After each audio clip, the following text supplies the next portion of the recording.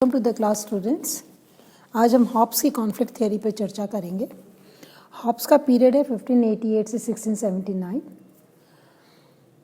Hobbs के बारे में यदि हम चर्चा करते हैं तो हम पाते हैं कि हॉब्स जो है बोडेन से उनके विचार कहीं ज़्यादा आधुनिक स्वरूप में यदि देखें तो बोडेन से ज़्यादा उनके विचार ज़्यादा सफल रहे हैं।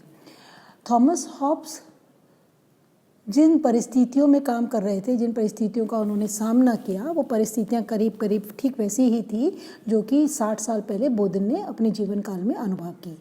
उनको भी निष्कासित किया गया था और उनकी किताबों का जब प्रकाशन हुआ है, उनकी किताबों का प्रकाशन उनके निष्कासन के बाद में ही हुआ।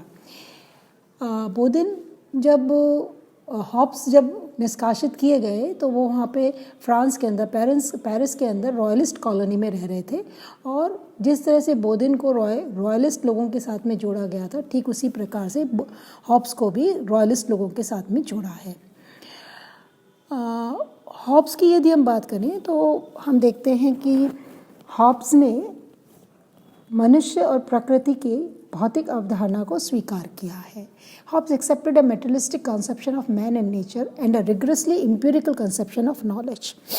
और ज्ञान के लिए वे आनुभाविक अवधारणा को स्वीकार करते हैं। उनका ये मानना है कि ज्ञान का जो विकास होता है वह आनुभाविक आधार पर ही होता है। मनुष्य अनुभव करता है और फिर ज्ञान का विकास करता है। और उनका ये मानना है कि समाज का और मनुष्य का जो विकास होता है वो भौतिक सुविधाओं, भौतिक वस्तुओं के कारण या भौतिक अवधारणा के कारण ही प्रकृति का, मनुष्य का विकास होता है। All thoughts of men begin with a sense and everything else is derived from this, that is memory, dream, aspiration, visions. मनुष्य के समस्त विचार इंद्रियों से उत्पन्न होते हैं, ऐसा हॉब्स का मानना है। और अन्य सभी चीज़ें किन से उत्पन्न होती हैं? जैसे इन्हीं सब उन विचारों से ही उत्पन्न होती हैं। जो इंद्रियों के द्वारा जो विचार उत्पन्न होते हैं वो इसी से उनके अंदर उनके आकांक्षाओं का जन्म होता है, उनके सपनों का जन्म होता है, उनके नज़रिए और दृष्टिकोण का जन्म होता है। तो ऐसी स्थिति में हॉब्स समझाना चाह रहे हैं कि मनुष्य का जो इंद्रिय अनुभव है वो बहुत महत्वपूर्ण है और उसी से फिर आगे के समाज की संरचना भी होगी, इस तरह से उनका मानना है। Understanding and imagination work with these ultimate materials.